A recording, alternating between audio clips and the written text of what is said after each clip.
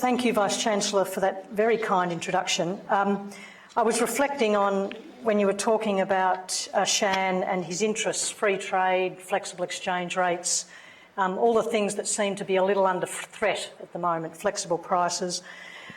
But anyway, good afternoon, everyone. It's lovely to see you all here. I'd like to begin also by acknowledging the Wadjuk people, the traditional custodians of the land on which we meet today.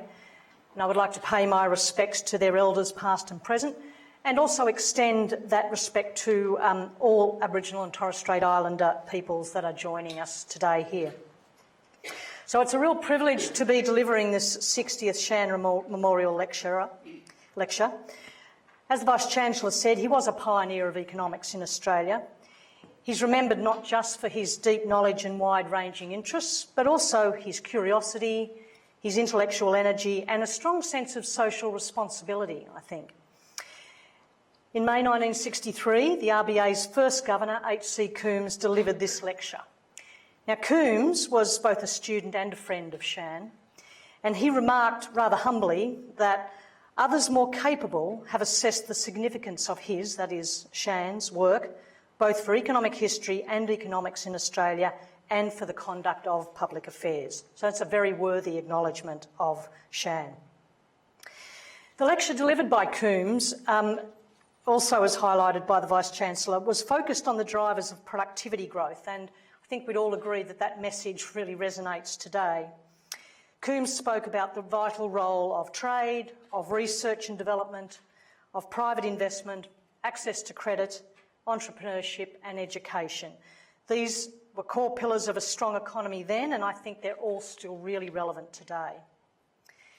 In that speech, Coombs said, "Economic progress relies on the capacity of creative humans, but that, with changes in the character and complexity of society, this creativeness cannot be realised merely by an absence of restraint, but requires a total environment, both favourable and geared to take advantage of it."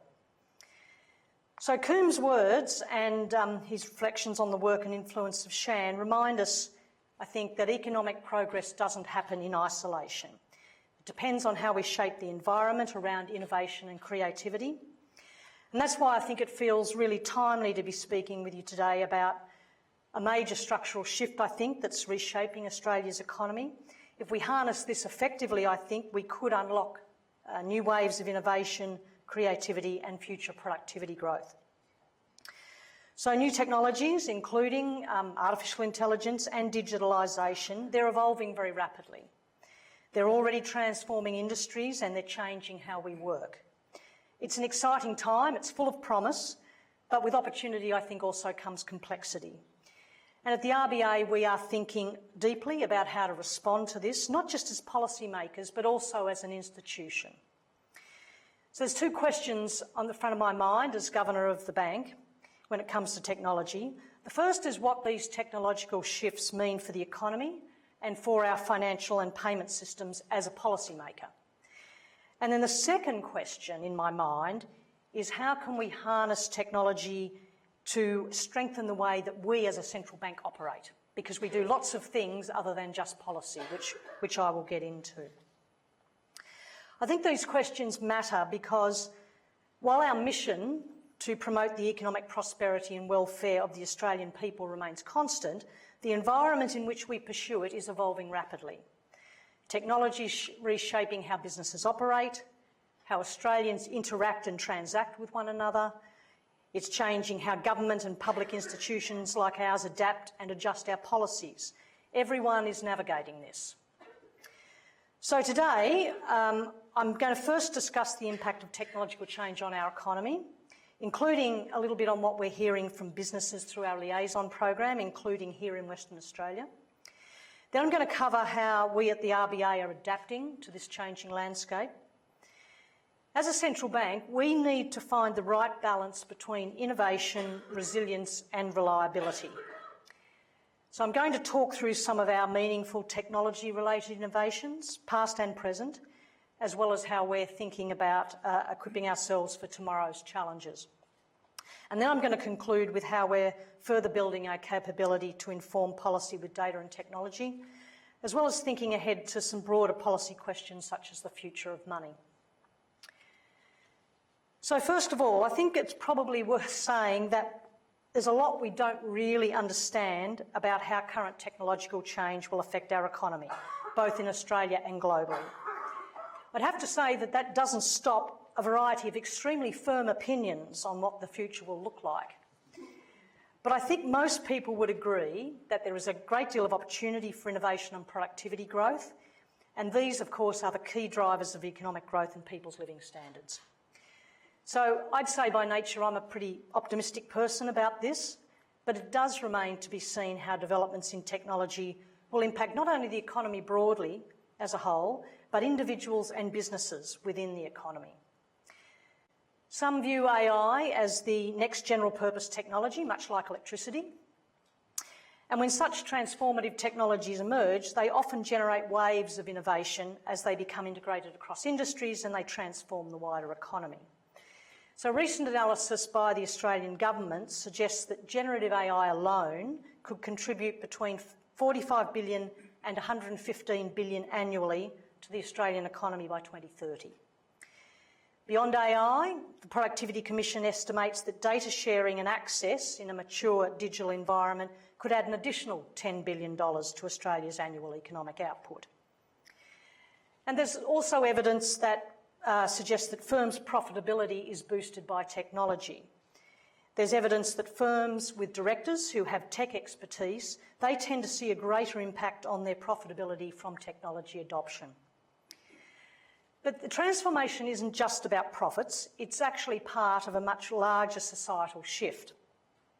Technological change has always reshaped the labour market, and AI is no exception. As AI continues to reshape industries and economies, it's not just the tools and processes that are evolving, it's actually the very nature of work. There's many experts that anticipate there will be a net increase in jobs, but it's likely to be more nuanced than that. Some roles will be redefined, others might be displaced, and there'll be entirely new ones created. Adjustments like this can be challenging for individuals, and so that's why it's really important that we have a resilient and adaptable workforce. Some individuals are going probably nevertheless to need support through these disruptions, and there will be a need for investment in training and education. These obviously fall outside the scope of monetary policy, but they're going to be very important in the coming years as we move with this technological change. As a central bank, our most effective contribution is to maintain low and stable inflation and keep the economy as close to full employment and support financial stability. That's really the best we can do. And if we can do that, that gives a really good foundation that will help the Australian people to navigate these structural changes. Having said that, we recognise that behind every data point there are people, there are households, there are businesses and there are communities. And we do need to keep this front of mind when we're setting monetary policy. An important way we do this and stay connected to lived experiences is through our liaison program. And this is where we engage directly with businesses and other groups to understand how these shifts are playing out on the ground.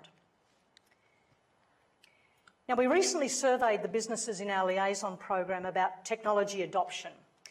And this figure demonstrates some of the results of that. It paints a reasonably nuanced picture. A large share of the businesses told us they've invested in technology over the past 5 years and intend to invest further over the next 3 years. And you can see here that these firms are increasingly investing in AI and technology to automate processes. Businesses told us that they're cautiously optimistic that they can lift their productive capacity from investment in technologies. Most firms viewed technology investment as having been a key driver of efficiency gains over the last 5 years. Yet not all investments had or were expected to yield immediate or direct returns. And you can see this a little bit in the cybersecurity bars there. We heard from firms that there's significant spending on cyber resilience, system upgrades, compliance-related technologies. These are all essential, but they've added to operational costs, and they may continue to boost headcount without a corresponding rise in revenue, particularly in the short term. Looking ahead, the firms have told us that they're hopeful that further investment in technological developments will drive an improvement in labour productivity growth. Yet they also recognise that technology itself will not be a panacea. Gains will depend on complementary changes in skills, workflows and organisational culture. All these things will have to change. So as I mentioned, and you can see from the graph, AI and robotics are emerging as an increasing focus for firms' forward investment plans. Firms mainly expect these tools to augment labour, automating repetitive tasks and redesigning the composition of roles. Firms thought they may initially see an increase in their headcount as they design and embed the new technologies, though this may be followed by a decline in headcount as they mature in their adoption in new technologies. Lower skilled roles may decline, while demand for higher skilled roles is expected to grow, continuing and perhaps even fast-tracking a decades-long trend away from routine manual work. While AI may eventually automate even some higher skilled tasks, firms tell us that it is too early to fully understand what this means for their workforce beyond the next few years. Some roles may change, and demand for different or new skills may in turn increase. So as policymakers, we're closely monitoring the impact of technological change on the economy. And like these firms, the RBA is also actively exploring how technology can enhance efficiency and reshape the way we operate across our broad range of responsibilities. Like other organisations, central banks are grappling with technological transformation. It's one of our key challenges, and it's a frequent topic in discussion with many of my international colleagues. But before I come to the RBA's response to technological change, I do want to emphasise one important point. And I said this before, while the environment in which we operate continues to evolve, the core mandate remains unchanged.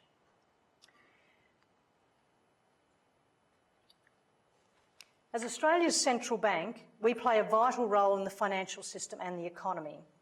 As you know, we conduct monetary policy with the aims of maintaining low and stable inflation and full employment. And we also support the stability of the financial system. But we do much more than this. And our responsibilities touch many aspects of everyday life of Australians. We regulate the payment system and we issue Australia's banknotes. We provide critical payment settlement services. We provide banking and registry services to government agencies and international institutions. And we manage Australia's foreign exchange reserves. And through all of these various roles, we serve the public interest. So as I mentioned, technological innovation both inside and outside the RBA continues to reshape the landscape in which we perform these functions. We have cloud computing, mobile apps, biometrics, tokenisation, and the exponential growth in data are redefining how financial services are delivered by firms. Payments are faster, credit decisions are potentially smarter, and services are more accessible for many. Like many organisations, these advances are transforming every aspect of our work, from how we operate to how we inform monetary policy decisions, how we support financial stability, and how we promote efficiency and resilience of the payment system. We're exploring the future of money through digital currencies, and we're investigating how we can leverage new technologies to evolve the payments and settlement system. We're applying AI to deepen our understanding of economic conditions and enhance the way we work. To make the most of these opportunities, we're investing in and modernising our systems, and we're building new capabilities.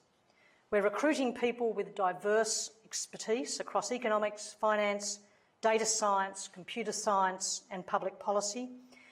And we're also leveraging the intellectual curiosity and versatility of our own staff. And they've got a great ability to tackle complex problems in this context. But we can't do this all in our own little bubble. And one of my priorities as Governor is to make the RBA more open to outside views and perspectives. I'm really keen to strengthen collaboration with universities and external experts. I think by engaging more broadly, we can enrich our own thinking, we can challenge our assumptions, and we can ensure our work remains relevant and adapt to the evolving economic landscape. So I'm confident that with these changes, both in innovative technology and our approach to research, will help us to improve our services. But innovation also brings challenges: cyber threats, data privacy risks, scams, the rise of non-traditional players, including technology firms and some very big ones that offer financial products. These things mean that we need to be thoughtful about how we bring technology into our policy and operations. Like our global counterparts, the RBA must strike a careful balance, fostering innovation and efficiency, both across the economy and within the RBA to support growth and productivity, while safeguarding financial stability and resilience on the other.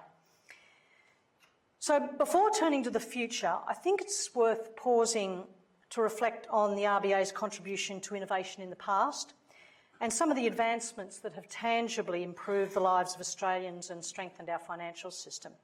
And often this was done cooperatively with the private sector. These aren't just stories from the past, they are examples of how we've drawn on disciplines including scientific research, data science, economics and engineering to solve real-world problems. And they're also examples of external collaboration. So I want to start first with money and specifically banknotes. So many of you may know the story, but in the late 1980s, the RBA pioneered the use of polymer, plastic, as the material for banknotes. That made them more durable and more secure than traditional paper banknotes. That polymer material was jointly developed by the RBA and the CSIRO. Australia's first polymer banknote was released in 1988, and it featured a clear window with a hologram on it, and that security feature was groundbreaking at the time. Between 1992 and 1996, we introduced the world's first set of full set of polymer banknotes, and that led to over $1 billion in savings through reduced counterfeiting and replacement costs compared with paper banknotes, because we didn't have to replace them as much. Then between 2016 and 2020, we upgraded all security features on Australia's banknotes, and that initiative was underpinned by our scientific research and development program that we run within the bank. Yes, we have scientists in the bank. So while cash use for payments has declined significantly since the 1990s, it does remain essential for many Australians, and it's a reliable backup to electronic payments. So that's why maintaining cash as a resilient and secure means of exchange remains a key priority for the Reserve Bank. But as Australians increasingly shift to electronic payments, we've expanded the RBA's capabilities to support this transformation. For example, we supported the industry in their collaborative innovation towards the development of the new payments platform, which was launched in 2018. The NPP has revolutionised how Australians move money. It enables real-time payments, 24 hours a day, 7 days a week. This was an example of how we as a regulator could promote the public interest, efficiency, competitiveness, safety, and we could also help with coordination of industry efforts to innovate collaboratively. This modernisation has been important in supporting the RBA to deliver payments from Australian government agencies to households during economic shocks. During the pandemic, for example, on a particular day, Sunday the 15th of August 2021, nearly 700,000 COVID-19 support payments were processed and received by Australians on a Sunday in real time. It was in their accounts. And that demonstrated our ability to respond rapidly during national emergencies. To support the industry's development of the MPP, we developed what we call the Fast Settlement Service, which provides near instant interbank settlement, typically in less than 1 second. So this ensures that when Australians make NPP payments, the bank-to-bank component is settled almost immediately. So to put these developments in perspective, in the mid-1990s, Australians wrote millions of cheques every year. And a cheque in 1998 would take up to 5 business days to clear after being deposited. It also involved moving a lot of paper around between banks. Today, an electronic transfer sent from one bank account to another can clear and be available in seconds. So that's a little bit about some innovation in the past. How are we preparing for what's next? So what I want to do now is take you a little bit behind the scenes of how we're building some capability that will shape the next chapter, I think, of central banking in Australia, which will be of benefit for all Australians. We're undergoing a transformation to equip us to meet the challenges of this rapidly evolving financial landscape. Given our role as a central bank, we need to be careful about how we bring technology into our policy and operations. We need to balance risks, but we also need to move with the times. So we've got a balancing act here. We're investing in modern systems, we're strengthening our data capabilities, and we're bringing together cross-disciplinary teams within the bank to tackle complex problems with greater agility and insight, I think. We're exploring how technologies can enhance our understanding of economic conditions, how we can improve forecasting and support more informed decision-making. We're also modernising the infrastructure that underpins Australia's payments and settlements system, ensuring they remain secure, resilient and fit for purpose in a digital age. Importantly, I think we're also fostering a culture of innovation across the institution. That's something that's close to my heart. We're encouraging experimentation, we're learning from failure, and we're creating space for new ideas to emerge. And we're also engaging more openly with external partners, universities, research institutions, industry experts, as I said earlier, to bring in diverse perspectives and challenge our thinking. So none of this is easy. We've got to do this at the same time as we deliver on all of our other various mandates. And I wouldn't be honest if I didn't say the staff are feeling the weight of a heavy change agenda. But the expected rapid technological change over the coming years brings exciting opportunities. And among the most promising and complex, I think, are big data, data science and AI. And they have the potential to transform the RBA, as they do many other organisations, from how our people perform their day-to-day tasks to how we assess financial stability risks and analysis that informs monetary policy as well. So we need to try and move as quickly as we can. And if we apply them effectively, I think these tools will allow us to turn vast volumes of complex, structured and unstructured information into valuable insights. So there's three things I think that we're doing here. There's three pillars, if you like. Knowledge in the digital age. So that's about using data and other information intelligently to generate deeper insights and to support better decisions. The second pillar is resilient infrastructure, building secure, scalable platforms that will enable efficient data management and strengthen the resilience of our operations.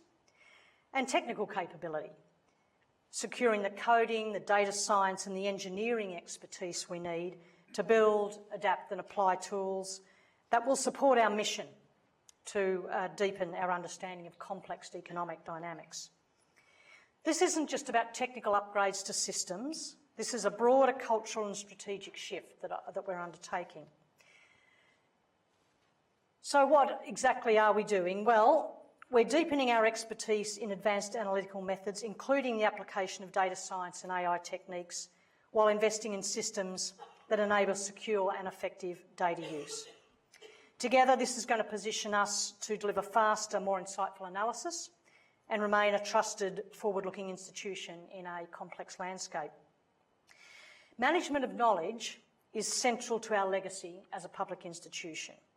We invest heavily in how we manage information and data and the insights they generate. The integrity of these assets, knowledge, that underpins our accountability and the reliability of our policy delivery. It also enables us to document the rationale behind our decisions and, where possible, make that information accessible through publications and public records. And this publication, I think, is really, really critical and a cornerstone of trust in the RBA, which is really essential to our mission. We've got a long tradition of managing both quantitative and qualitative data to build a robust knowledge base. To give you a bit of a sense of scale here, we hold archival records that cover 200 years of Australia's economic and financial history. That spans 4.6 kilometres of shelf space. It's a lot. Our digitisation program of that archival stuff is helping to preserve the information content of our archival records, and that enables advanced search and analysis, including through machine learning and AI. So that's going to help others because we'll give them access to that. Our broader analysis, we draw on over 125,000 data time series. and about 5,000 of those series are updated daily. So that means that there's approximately 100,000 new data points each day added to that.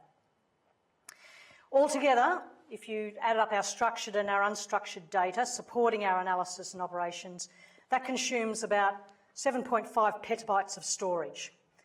Now, some of you may know what that means. I had to look it up, but it's nearly 8 million gigabytes. It's a lot of data.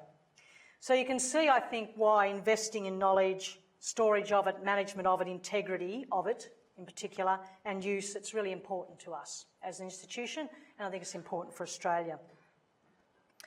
The second pillar on infrastructure modernisation. So this is a strategic investment in our ability to serve Australians reliably, securely and sustainably at scale. As with everything we do, we take a risk-based approach to this, and I'll talk a little bit about this in a minute. But we need to make sure our infrastructure is reliable and resilient because of the importance of our policy and operations. It means that we, like many other central banks, may move a little slower than organisations that have a higher risk appetite and think of themselves at the cutting edge. But it's a balance for us. Our current infrastructure improvements span the entire organisation. We're modernising our networks through upgrading systems for AI compatibility, and we're strengthening operational resilience.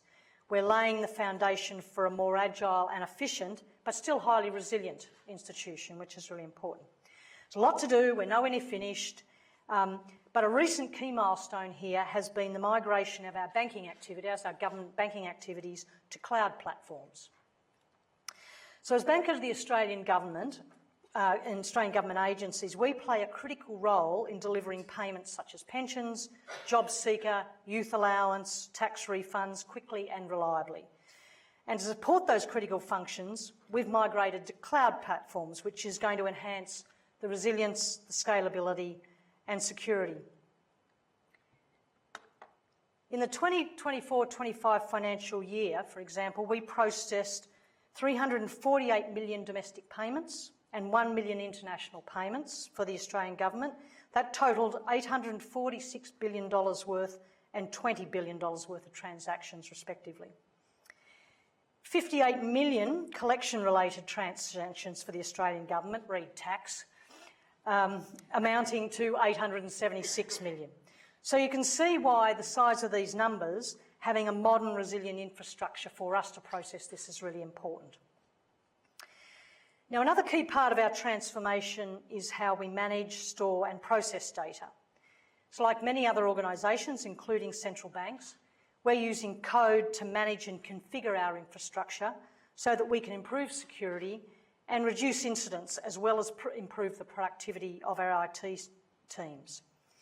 So we recently acquired an enterprise-grade graphics processing unit, and our lovely IT people, geeks, so excited were they by this that they took a photo of it as it was coming out of the box. Great deal of excitement. But this is helping us to follow other firms. Other firms are further ahead, but it's helping us take a step forward in our AI capabilities. It means that we can develop and run advanced AI-driven analytical tools at scale. And you can see the team are really, really excited about this. So there's a bit of a combination here. We're combining new local capability in the enterprise GPU with secure cloud environments. So we're using a hybrid approach here. As a central bank, we are careful about the security of our information, and I think you would expect us to be. We're moving in a measured way, utilising on-premise or cloud environment as we see appropriate for the various risks. So I think another example that demonstrates the RBA's evolving mindset is the transformation of our internal business coding community. So this community began as a grassroots initiative quite a number of years ago, and it was driven by a small group of technically proficient enthusiasts solving research and business problems through code. Another set of geeks in effect. And it quickly became a really established part of how we operate. And today we have around 450 staff, or about 1 in 4 employees use coding as a core part of their daily work. So from the outset, this community of coders, they embraced an open source mindset. They shared knowledge freely, they collaborated actively, and they refined solutions together. And now what we have is we support that by a central function that connects staff to proactively solve problems and ensures that knowledge is preserved as well, because there's no good doing all this if the knowledge gets lost in the ether. The staff are increasingly using AI-powered coding tools to be more efficient and improve code quality.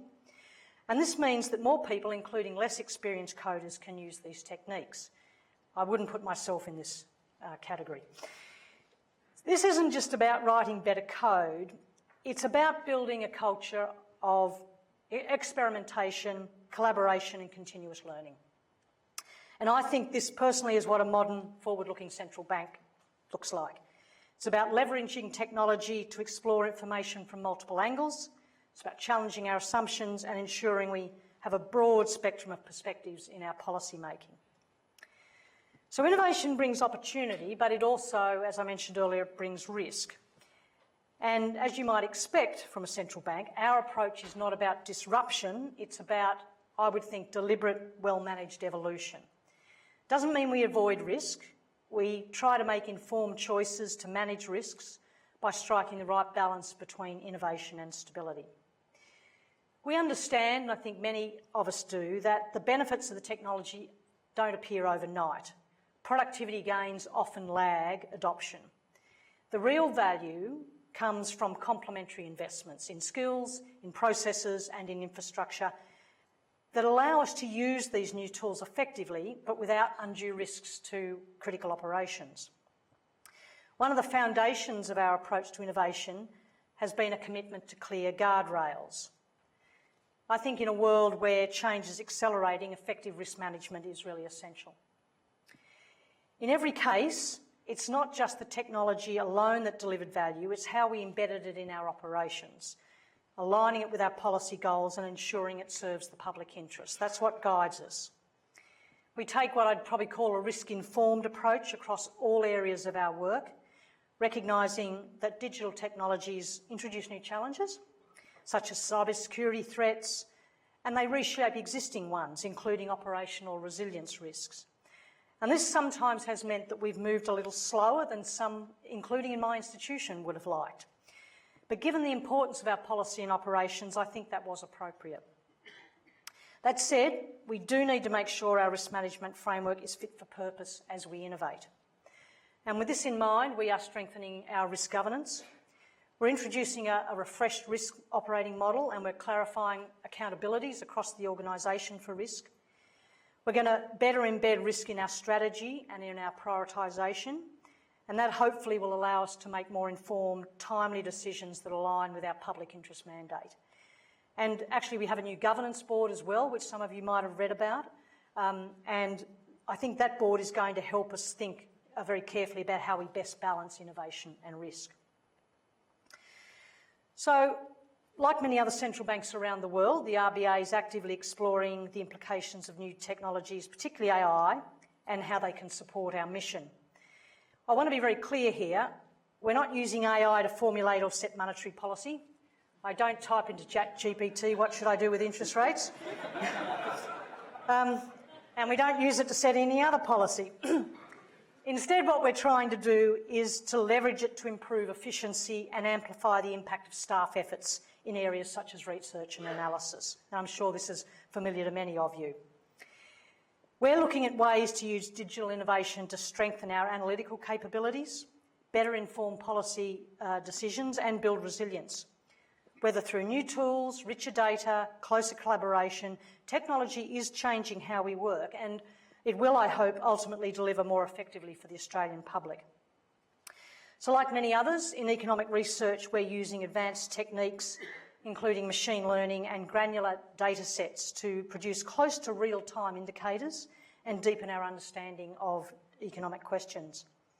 These include understanding inflation trends, how the labour market is evolving, and where households may be financially vulnerable.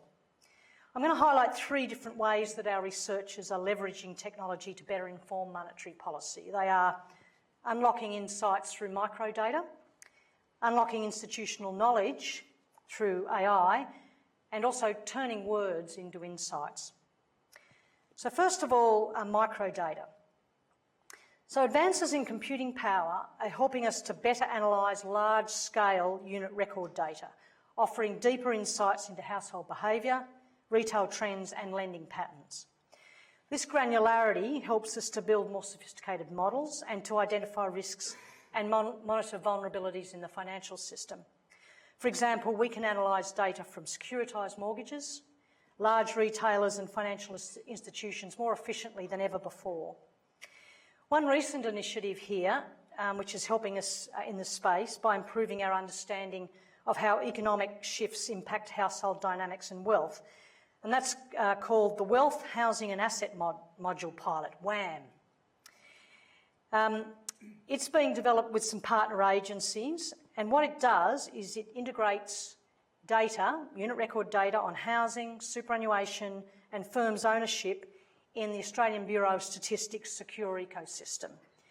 And what that tool will enable us to do is deeper analysis, more policy and more informed policy, and over time we can fold even more data hopefully into this, supporting more granular examination of Australia's evolving economic landscape. Now the second thing, unlocking institutional knowledge through AI. The RBA has generated a vast body of insights over the years, and the institutional knowledge has been very well documented. But as it's grown, people have increasingly found it hard to tap into this source of knowledge. So you see from this figure, there's been a massive increase in the number of internal and external RBA analytical documents produced since 1985. So 65,000 words in June 85, we've now got 25.5 million words in our internal knowledge management system. So how do we make the most of this information? So we've designed and begun testing a new AI-powered tool. We've called it RBA Pub Chat. Pub refers to publication, not pub. It's a smart chatbot that stands for Conversation Hub for Analysis and Thought. And what it helps staff to do is to ask policy-relevant analytical questions and get useful summaries of our existing knowledge for the past 40 years that we've had, that knowledge base of 40 years. Tools like this are becoming essential. The growing volume of data and the accelerating pace of analysis have led to exponential growth in internal knowledge. So RBA Pub Chat draws on nearly 20,000 internal and external RBA analytical documents. It's not just a search tool, it supports comprehensive reviews of past work, it provides context for new analysis and the building blocks for new thinking, and it constructively challenges existing insights. And it also helps to make sure we don't reinvent the wheel. On the third issue, turning words into insights. So for the past 25 years, as part of our liaison program, the RBA has held more than 22,000 conversations with firms of all industries. This information has been recorded in detailed summary notes. And these discussions are really important because they offer something that raw data alone can't offer. They're real-life stories behind the numbers. It gives us a better colour to understand the economy. What businesses tell us helps us to understand what is driving changes in prices, wages, investment decisions and why, and it complements the official statistics in shaping monetary policy. So as the volume of these notes grew, now exceeding 22 million words, we needed a better way to tap their full value. So our researchers developed a secure text analysis tool using natural language processing. Simply put, we have our existing systems, info from firms and meeting summaries. The new architecture allows us to turn text into data and then help us search, analyse and extract insights from this very, very vast pool of qualitative information to assess its meaning. Some of the things it allows us to do are identify patterns and emerging themes. It allows us to track sentiment across industries. It can detect signals on price pressure or firm level uncertainty. And it can generate aggregate indicators such as sentiment scores and topic trends. So by combining our existing analysis of structured statistics with data from rich qualitative insights in text, we're building a more complete picture of the Australian economy. Our new text analysis tools, developed using the natural language processing, adds, I think, a really powerful third lens to monitor shifts in business conditions in near real time. And at the same time, it preserves confidentiality, which is a really critical part of our liaison program. It doesn't replace the 125,000 time series statistics we rely on, it complements them.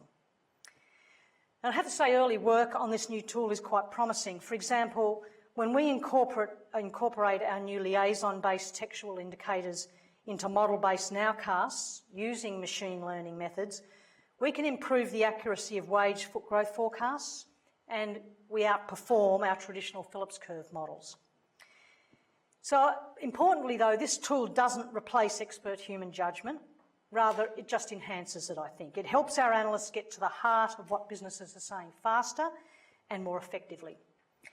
And it also allows our teams to contextualise aggregate insights across themes or firms and compare them with historical patterns, and they can do that quickly and with precision. And all of this together feeds into the monetary policy decision-making process. So, as policymakers, though, we're also thinking ahead, and one of the things we're particularly thinking about at the moment is the future of money itself. Innovation in payments and digital currency is a key part of that journey, and one of our strategic priorities as an institution is shaping the future of money in Australia, particularly in wholesale markets. We're actively exploring how emerging forms of digital money and supporting infrastructure could make payments and settlements more efficient and resilient. This work, I think, reflects a growing imperative for not only central banks but others to think ahead strategically, not just react, because things are rapidly evolving, and if you wait to react, you're probably going to be too late. In recent years, the RBA has contributed to several research initiatives in digital money. Domestic and multi-jurisdictional, we've been examining the potential role, benefits and risks of central bank digital currencies. One of the most significant projects we've done to date was the CBDC pilot project, and we ran that in 22-23. And we ran it in collaboration with an organisation called the Digital Finance Cooperative Research Centre, the DFCRC. And this project was an important first step in engaging industry to explore potential cases for a central bank digital currency in a live transactional environment. This was real money and real assets. What set this pilot apart from much of the existing research on CBDCs at that time was that the CBDC we issued, the central bank digital currency we issued, was issued as a real legal claim on the RBA. So it was a real legal claim. And what that allowed us to do was to uncover a range of legal, regulatory, technical and operational considerations that would come if we were to actually start issuing a central bank digital currency in practice. A really interesting key insight from that study, that pilot, was very strong industry interest in the tokenisation of financial and other real assets using distributed ledger technology. So building on this, we launched a thing called Project Acacia, again in partnership with the Digital Finance Cooperative Research Centre. And this experimental research initiative is exploring how different forms of digital money and supporting infrastructure could enable the development of wholesale tokenised asset markets. Project Acacia is testing a set of settlement assets. They include stablecoins, bank-issued deposit tokens and a pilot CBDC, as well as new applications of banks' existing exchange settlement accounts at the RBA. And a novel aspect of this particular project is its use of multiple distributed ledger platforms, both private and in fact even one public permission platform. So we're not relying solely on an RBA-related platform now, operated platform now. We are looking at platforms operated by others. And I think this approach is allowing us to explore how innovation can be supported while still maintaining appropriate risk controls. We've still got the guardrails on there. So we're now in the build and test phase of Project Acacia. And I think the insights we obtain from this are going to deepen our understanding of tokenisation, especially how opportunities and risks vary across different asset types and settlement models. Ultimately, I think initiatives like the CBDC pilot and Project Acacia, they're not just technical experiments, they're policy-relevant explorations, I think, and they help us consider how trust, efficiency and resilience can be preserved in the financial system of the future, whatever that looks like.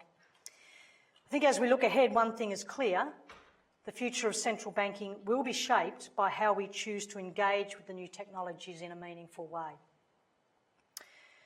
So, in conclusion, at the RBA, I hope you see that we are actively exploring how emerging technologies, including AI and digitalisation, could influence the economy and reshape the environment in which we are pursuing our monetary policy mandate, as well as our other mandates.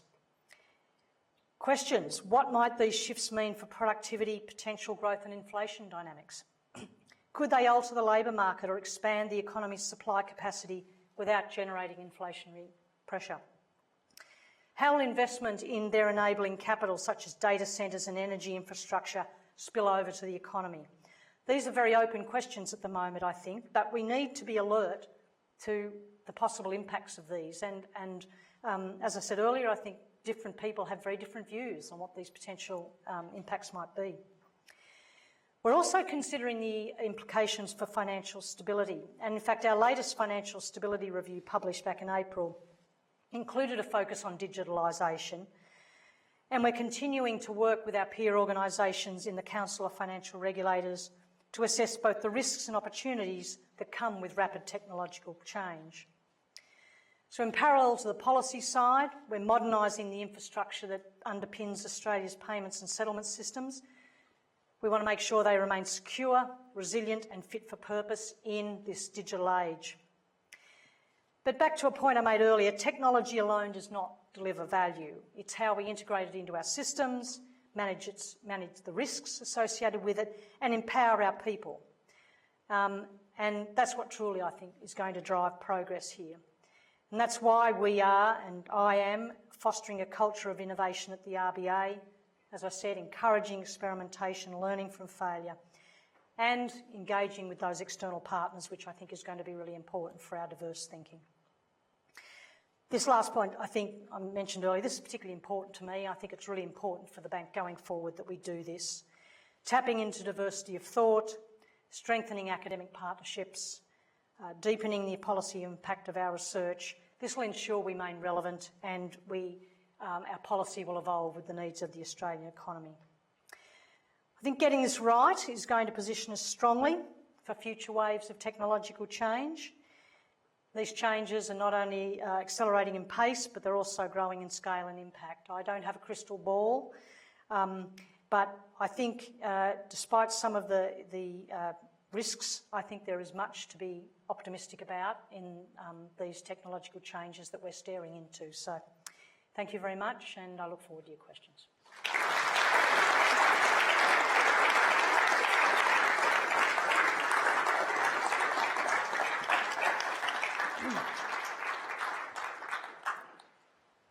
Thank you, Michelle. That's great timing as well, and we did allow time for Q&A. So if there's going to be some people in the aisles with microphones, and thank you, Michelle, for offering the time and giving a really unique opportunity to ask a question from the Reserve Bank Governor. So please just raise your hand, and we'll try and get to people as quickly as possible. We'll start with the media right here, and Lady in Black. Thank you. Thank you very much, Governor. You spoke a little bit today about cyber resilience and data risks. I'm wondering if you could tell us a little bit more about how vulnerable you think the RBA is to a cyber attack today and what the consequences for households and businesses would be. Well, I think it'd be a very brave organisation, any organisation, to say that they didn't think that they were under attack. And I think our systems, given that we operate critical economy relevant systems, we are conscious that we are under immense pressure. I couldn't say we wouldn't there couldn't be a successful cyber attack. I wouldn't want to say that, but we invest a lot of effort in certainly hardening our external facing systems, but also in thinking about our disaster response. What would we do in terms of... So I have a great team who work on this. They are very focused. They work very closely with the Australian Signals Directorate and the Australian Cybersecurity Centre. I think we're as well prepared as we can be, but I think any organisation, we're all under the same sorts of pressure, and we can never say never.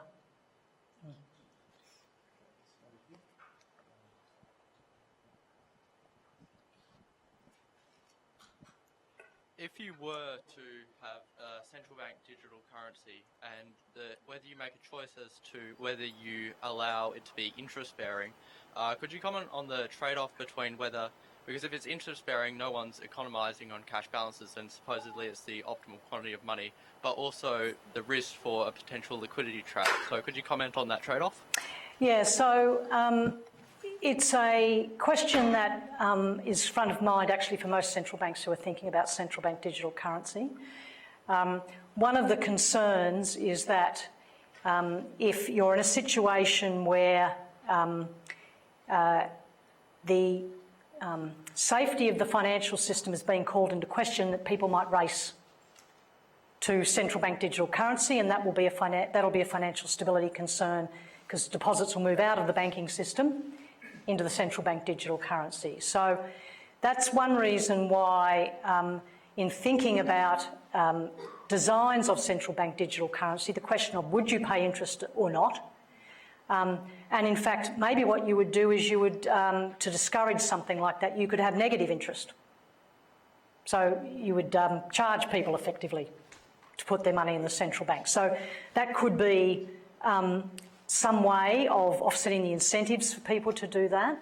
The other way that some countries are thinking about it is putting limits on how much you can hold in central bank digital currency. I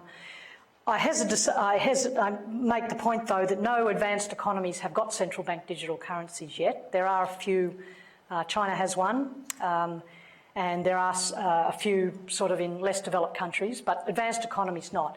But it's a very good point. And I think the way most people think about it in terms of interest-bearing or not is that it might give you some advantages if people were rushing to... So think about cash, for example. So during the GFC, when interest rates were really low, particularly in Europe, people couldn't get any interest on their holdings, but cash was zero interest rate, but it was better than negative.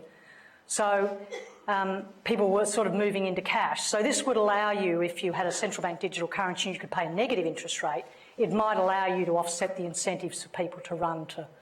So it is a big issue, and it's something that all the central banks are thinking about.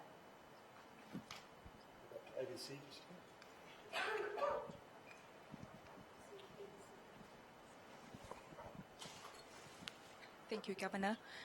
You've talked about the RBA has been currently utilising AI. So my question for you today is, how do you plan to use AI in the future, and what effects do you expect AI to have on the economy going forward? Well, I'm trying to give a little bit of flavour of that in the talk. I think where we see it being really helpful for us is in assisting with analysis and research and getting some early stuff done and some simple stuff done quickly and efficiently. It's also fair to say, though, that you do need to cast a critical eye over what it turns out. So one of my colleagues asked it to do a reference list for a particular topic, and it turned up some things that weren't even real. Articles that didn't exist, you know. So I think the way I see it, certainly on the policy side, is examples of the sorts of examples we're using it for at the moment. How do we synchronise or synthesise the vast amounts of data and information we have in qualitative and quantitative how do we utilise that? And I think AI can help us very much so to synthesise that and bring that back to some information that the humans can then digest and use that in their analytical capability. So I think that it's promising.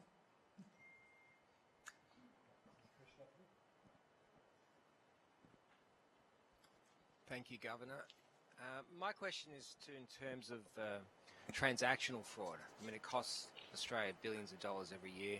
I think the cost to our confidence in the banking sector probably could be measured even higher. And my question is, can or perhaps should the Reserve Bank get involved in making our banking system safer for the betterment of all Australians? Can I just clarify the question? So you're asking, you think that the costs of the banking system on the economy are too high? In terms of fraud, transaction. Oh, fraud and transaction fraud, yes, right, I don't yes. know if it's in your mandate to actually address this issue, but I guess the question is, can or perhaps should the Reserve Bank get involved in this particular problem? Which is only so it's not, we do get a little bit involved, but it's not scams and fraud. And so to the point I had earlier about cheques, you know, cheques, obviously, if it took 5 days to clear, that gave you ample time to figure out if it was a fraud or not. Now, when transaction happens instantaneously, this is and it's not just a challenge here, it's a challenge around the world. I think the banks are doing something about this. There's two sorts of scams and frauds. There's one set which is people genuinely transfer money because it's an investment. They think they're getting an investment product, so they genuinely make it, and then they discover that it's a scam. And then there's the other ones where they're tricked into doing things. And the banks, I think, are making progress. They're certainly making progress, I think, on the ones where people are being tricked to send money to, they think they're sending money to their friend and they're actually sending it to a fraudster. They're making progress on that one. On the other one, which is where people genuinely think that they are investing in a particular product and it turns out to be a scam, that's a bit more challenging. Now, having said that, should the Reserve Bank get involved? We don't have a mandate to get involved in that. Consumer protection is not our mandate, that's ASIC's. But I think we are involved in the sense that we want to see quick, efficient payments, and we don't want to see banks just block all payments because of the risks of frauds and scams. And there's a little bit of a risk, I think, of cutting off your nose to spite your face.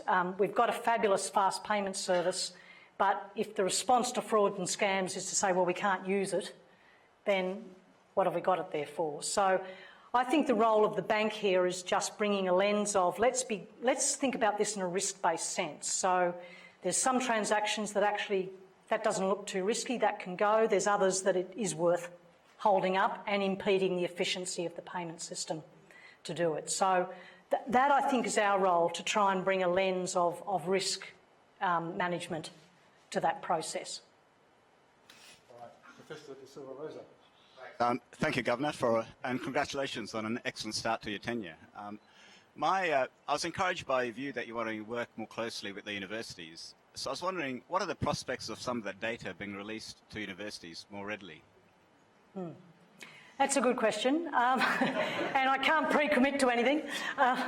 But we are restructuring our research department at the moment, and we are looking to engage more collaboratively with external. Now, can we bring people in to work with us on our data? Yes, I think that is entirely possible.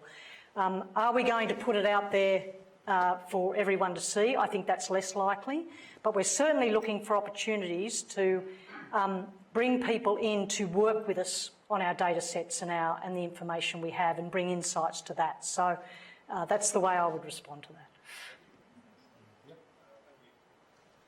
Thank you, Governor. Earlier you had a diagram with 5 boxes and one of them was public interest. Yes. That always worries me. What does it mean? And what I mean by that is, how well do you define it, what parameters? And also moving from a society that's fairly homogeneous to one that's much more heterogeneous and perhaps a fair bit of emerging polarisation. How is that? How are you looking, or are other people that decide what public interest is for you? How should they take that evolving society into account, into how public interest may actually change in definitional terms? Thank you. It doesn't have a very firm definition, and I think the definition depends a little bit on what function of the bank you are thinking about. So in Australia, in monetary policy sense, we have our dual mandates. So serving the public interest there is trying to have low and stable inflation and full employment. So that's sort of the public interest there.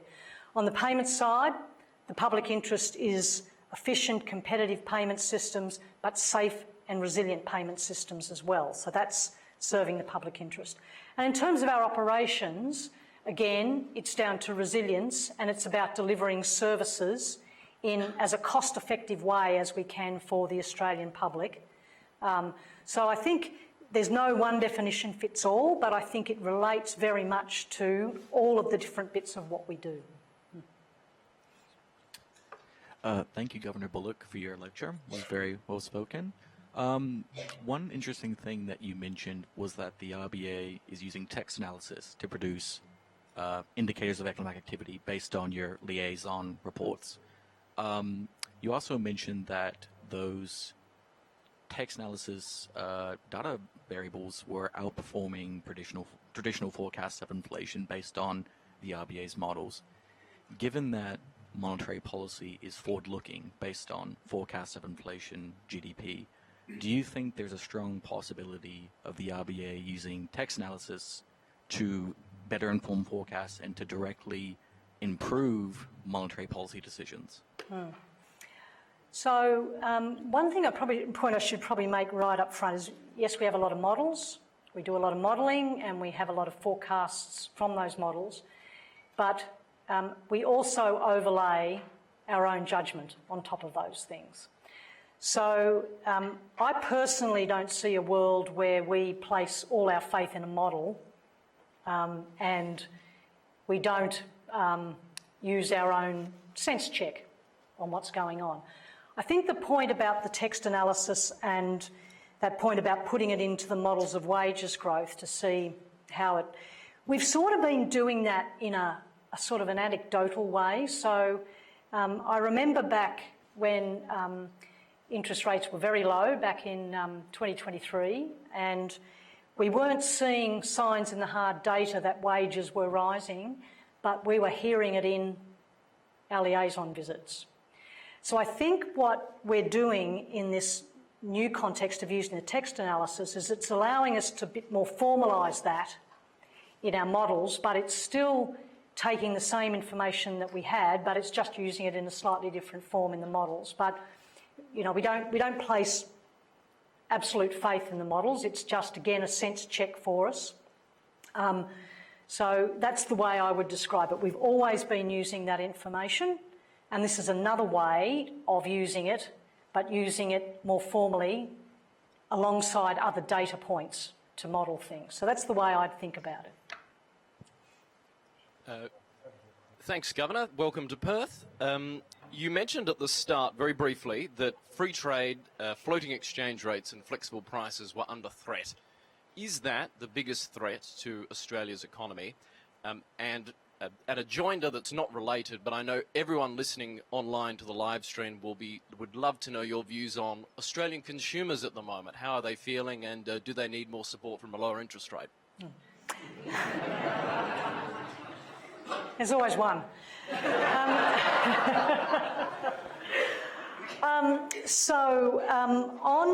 On free trade, I think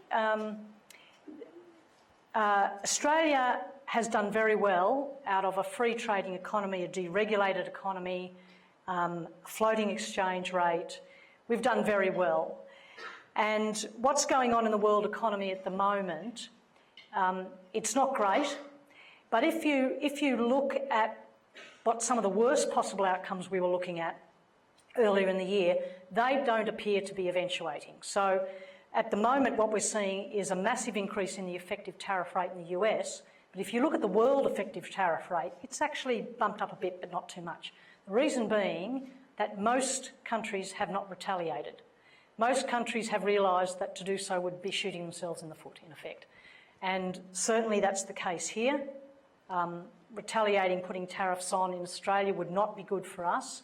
We're better off trying to persist with the free trade model. So is it a threat? Yes, it is still a bit of a threat, and I think part of the issue here with tariffs in the United States is that not just that they've gone up a lot, and they have, it's just the unpredictability of them and what they will be used for, because they're not even necessarily being used for trade purposes, they're being used for all sorts of purposes.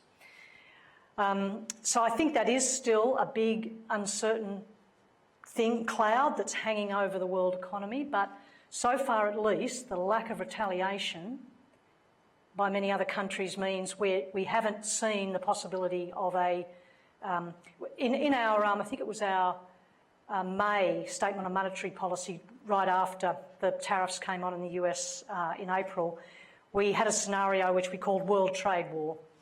And that was going to be really bad for Australia, but we're not... We actually think now we've stepped right back from that. That's not really something we think is imminent, mainly because of the way other countries have reacted. So I think that's... on the consumer, well, we had some data today on the national accounts, obviously, and I'd say that for some time we have been predicting that the Australian consumer would start to spend a bit more, and they are, slowly. They're value conscious, and we hear this from our liaison, that people are spending, but they're value conscious. They're starting to spend on non-discretionary items. So, but we've been expecting this because real disposable incomes have been rising for about a year now. Wealth is rising because housing prices are rising, and normally under those circumstances you would expect to see consumption starting to rise. So we are seeing it come back. And that's welcome. We're seeing the private sector start to demonstrate a little bit more growth now, which I think is positive. What it means for the future of interest rates, I don't know at this stage. But all I would say is that it's, if anything, probably it's a little stronger than we thought it would be. So that's good, but it does mean that it's possible that if it keeps going, then there may not be many interest rate declines left to come. But it all depends.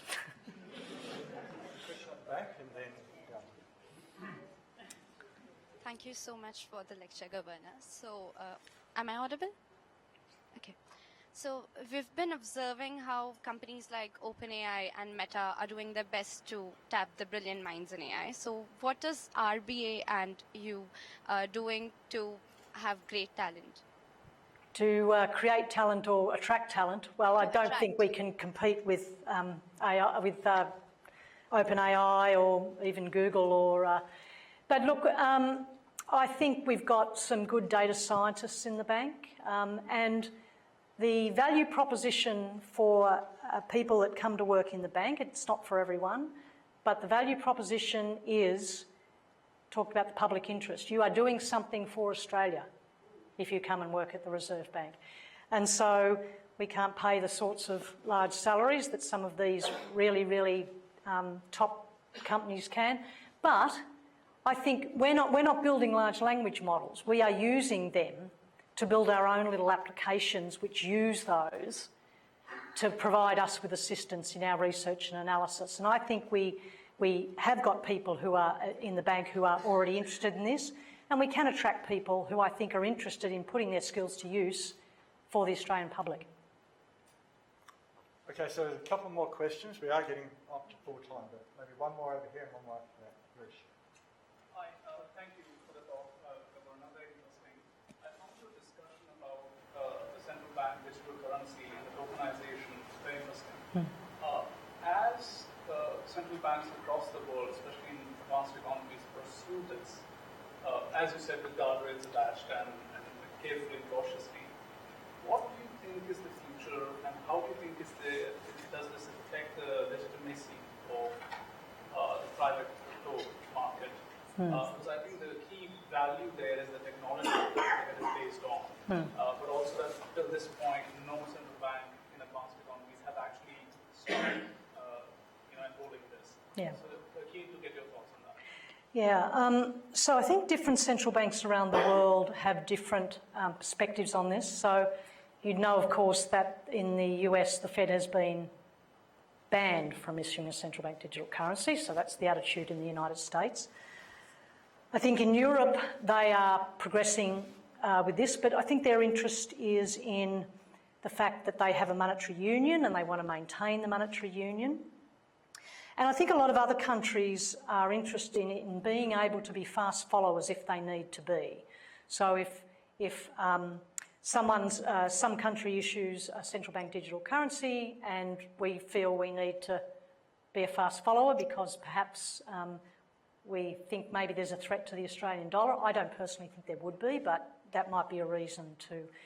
Interestingly, and some of you may already know this, the dramatic interest in central bank digital currencies came about because Facebook launched a thing called Libra many years ago, and that absolutely galvanised the central bank community to say, they were worried that Facebook would launch this effectively international currency and it would usurp their local currencies. So that was what drove it. I don't think there's that same urgency about it anymore. But I also think that it's not clear to me that retail central bank digital currency has a role. Australia has a great payment system. I don't think we need necessarily a central bank digital currency. Having said that, I want to be keeping up just in case. I want to be a fast follower if I need to be. I think what is much more interesting is what's going on with the so-called stable coins, because unlike the pure crypto, they do have stability, so you can sort of rely on the value of the stable coin, so they are a bit more money-like. And I think it's also interesting, to your point about the technology, the distributed ledger technology and the potential to leverage that for assets and be able to fractionalise assets. So you could put government bonds on the ledger and then you could sell fractions of them to people, So there's lots of potential, I think, for that technology with asset markets. And then the question, which we're addressing in Project Acacia, is what sort of digital currency might in fact be effective to assist with that whole process of assets on the ledger and how you trade and settle those assets. So I think that's where a lot of work is going in at the moment, and I think that's an area to watch. Okay, look, thank you. I know there's more questions, but in the business school we do keep to time. So I'm just going to now invite John Roberts, President of the West Australian branch of the Economic Society, to give a vote of thanks. Thank you.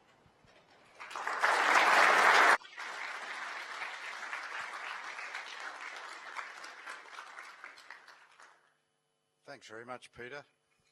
Is this microphone on?